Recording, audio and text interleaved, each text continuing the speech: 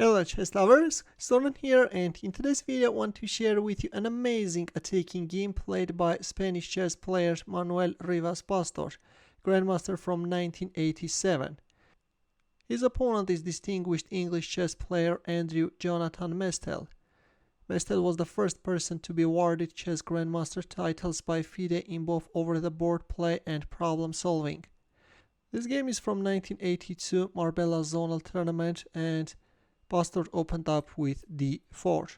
Mestel's answer was knight f6, c4 g6, knight c3 bishop g7, e4 d6. We have king's Indian defense, and with f3 white is entering the lines of Saemisch variation.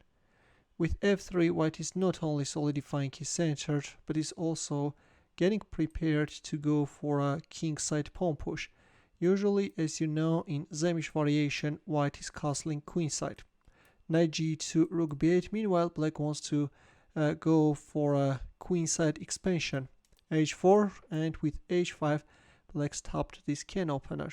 Bishop h6. By going for an exchange of dark squared bishops, white wants to weaken opponent's kingside.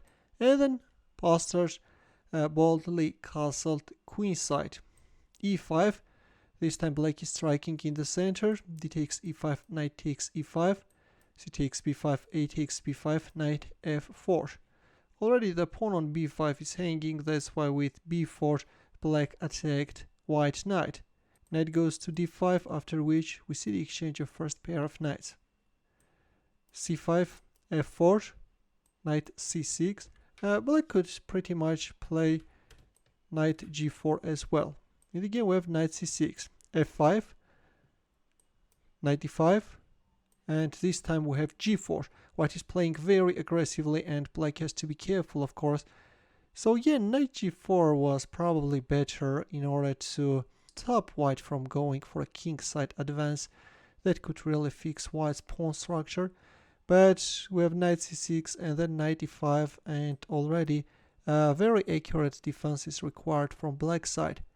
The pawn sacrifice was accepted with knight takes g4. H takes g4 is of course not good because of this f6 check, and then queen g5 is coming, followed by h5. Black can't save this position, that's why we have a very accurate knight takes g4 move. Bishop e2, inviting black to fork the rook, something which black did. Then came f6 check, king h7, not allowing queen h6 jump. And bang, bishop takes h5. Yeah, at all costs white wants to target opponent's king. Accepting the bishop sacrifice is of course not good. This can end very quickly, that's why black accepted the exchange sacrifice. Rook takes h1, rook e8. So far so good, but in here, yes, black is making a serious mistake. Rook e8 is losing. Better was b3 or queen e8, hitting on e4.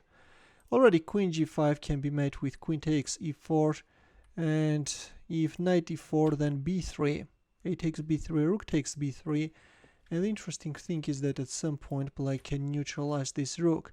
If check, then f takes g6. From afar in your calculations all this may look very scary, but turns out that this line is allowing black to survive.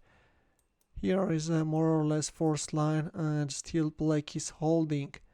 But in our game we have rook e8, and now let's see what's the problem with it. There came queen g5, bishop takes g6, followed by h5 is the threat.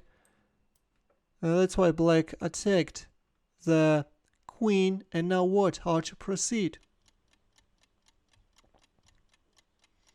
Yes, there came another heavy blow, knight e7, sacrificing the queen, and what is more important, white is taking under control this g8 square.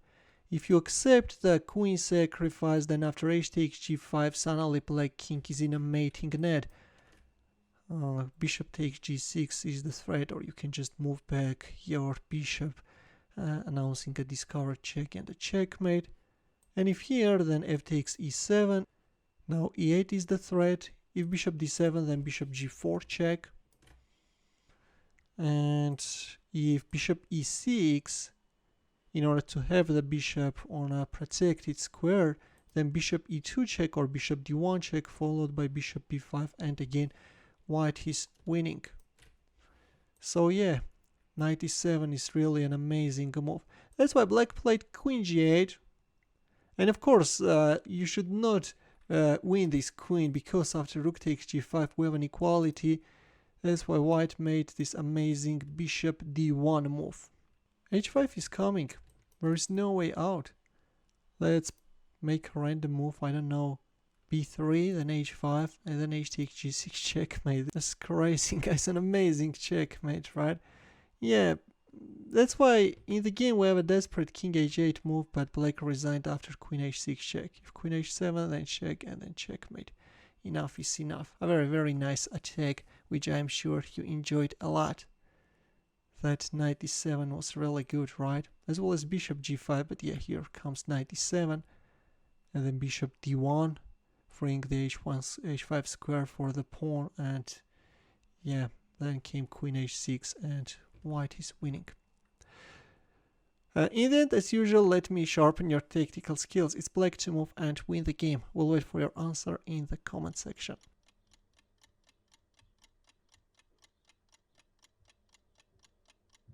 Thanks for watching. We'll see you in my next video. Take care.